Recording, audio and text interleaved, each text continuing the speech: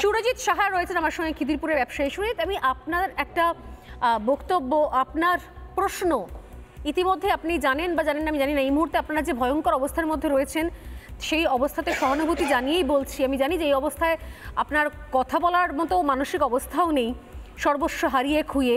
কিন্তু আপনি মমতা বন্দ্যোপাধ্যায়কে প্রশ্ন করেছেন, ওনার সাময়িক রাগও হলো, উনি আপনাকে সরাসরি চার্জ করলেন যে আপনি বলার কে, আপনার এগুলো গন্ডগোল করেছেন, আপনি কি এদের সবাইকার নেতা, বিভিন্ন ধরনের বিষয়গুলো হলো। এবং তারপরে আপনারা কেউ বলেননি, আমি শুনিনি যে এখানে সরকার আগুন লাগিয়ে দিয়েছে বা প্রশাসন আগুন লাগিয়ে দিয়েছে। অথচ আমি শুনলাম মমতা বন্দ্যোপাধ্যায় নিজে থেকেই বললেন যে আমি কি করবো, আমি তো আগুন লাগাইনি।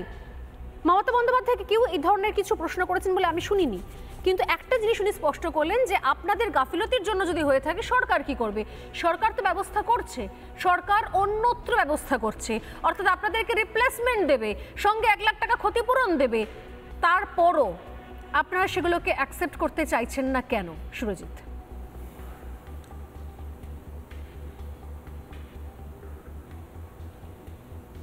অ্যাকসেপ্ট করবো কি, অ্যাকসেপ্ট করার কোনো প্রশ্নই এখানে দাঁড়াচ্ছে না। সর্বপ্রথম প্রশ্নটা হচ্ছে আজকের রাত্রিটা গড়ানোর পর কালকে সকালবেলা মানুষজন কি খাবে, তাদের ফ্যামিলিরা কি খাবে, প্রশ্নটা হচ্ছে সর্বপ্রথম আমার, যে খাবেটা কি। শুধু তো কালকে সকালটা বললে হবে না, কালকে সকাল আছে, দুপুর আছে, রাত্রির আছে, সন্ধেবেলাটা আছে, এরপর দিনের পর দিন। তাহলে ভেতরে আজকে যে দোকানগুলো পুড়ে ন্যাস্ট হয়ে গেল, পুরো ছাই হয়ে গেছে, সে মানুষগুলো ইনকাম করে খাবেটা কি? আমার বলার বক্তব্য সেটাই। সে মমতা ব্যানার্জি 50,000 দেবে কি 5 টাকা দেবে কি 1 লাখ টাকা দেবে সেটা পরের প্রশ্ন। আমার কালকে দিনটা শুরু করবে সেই জিনিসটাই আমার বলার বক্তব্য, যেটা দিদিকে আমি বলেছিলাম। আমার বলার বক্তব্যটা বুঝতে পেরেছেন, এটাই আমার বলার বক্তব্য, যে কাল থেকে মানুষগুলো খাবেটা কি। তার তো আর্ন তো কমে গেল, ইনকাম তো কমে গেল, নেই। ইনকাম না করলে আয়টা হবে কোথার থেকে? এই আগুনটা গতকাল কখন লাগে?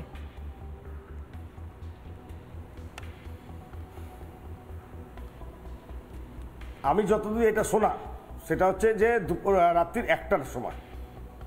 রাত 1টায়? তারপর তখনই খবর দেওয়া হয় দমকলে?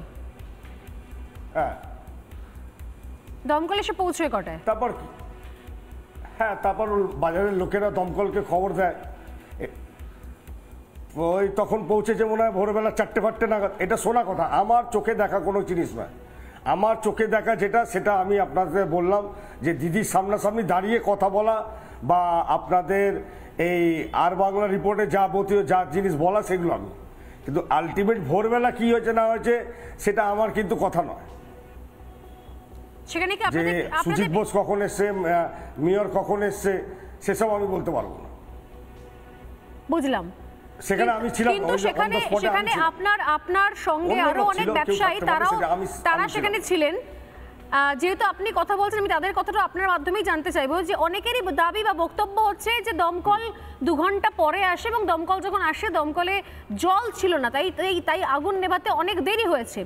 এটা বিভিন্ন ব্যবসায়ীরা ওখানে বলেছেন, তাদের বক্তব্য আমাদের কাছে রেকর্ড করা রয়েছে, সেটাই আপনাকে জিজ্ঞেস করছি, নতুন কোনো তথ্য নয়।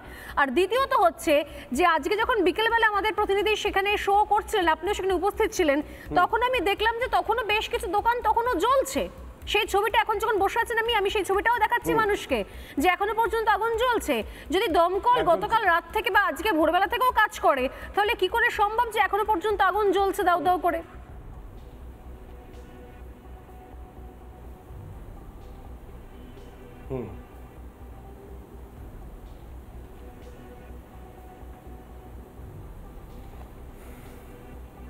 এই ব্যাপারে কিছু বলার নেই, এটা প্রশাসনের ব্যাপার, ঠিক আছে, প্রশাসন যেটা ভালো বুঝবে করবে। কিন্তু আমার বলার একটাই প্রশ্ন, সেটা মমতা ব্যানার্জি হোক আর যে কোনো রাজনীতিবিদ, একটাই কথা, যে আজকে যা মানুষের ক্ষতি হয়ে গেছে, কিন্তু কাল থেকে সেই ক্ষতিটার মানে কি সলিউশন আছে আপনাদের কাছে? কি আপনাদের কি দাবি? বলার বক্তব্যটা হচ্ছে সেটাই। আপনাদের কি দাবি? যে মানুষের